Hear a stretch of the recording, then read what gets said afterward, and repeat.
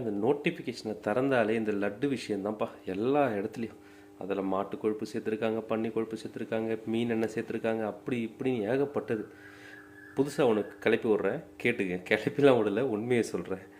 எல்லாருக்குமே உடம்பு சரியில்லைனா கேப்சூல் சாப்பிட்றீங்களா? அந்த கேப்சூலோட மேலே இருக்குது பார்த்தீங்களா, அது எதில் தயாரிக்கிறாங்க தெரியுமா?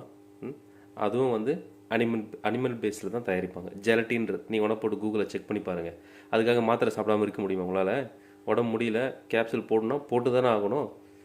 ஸோ அந்த மாதிரி இதில் ஏதோ தெரிஞ்சு கலந்தாங்களா தெரியாமல் கலந்தாங்களான்றது முக்கியம் இல்லை, மக்களோட நம்பிக்கையில் விளையாடுறாங்க, அதுதான் பிரச்சனை. சரிங்களா? அதனால் லட்டு விஷயத்தை பெரிய அரசியல்லாம் ஆக்காதீங்க.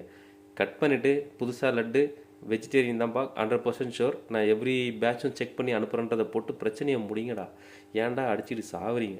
என் நோட்டிஃபிகேஷன் வேறு ஃபுல்லாகிட்டே இருக்குடா. தயவு செஞ்சு கட் பண்ணுங்கடா. லட்டை பற்றி இதுக்கப்புறம் எவனா பேசினா கொண்டு போடுவார் ராஸ்கர். பாய்.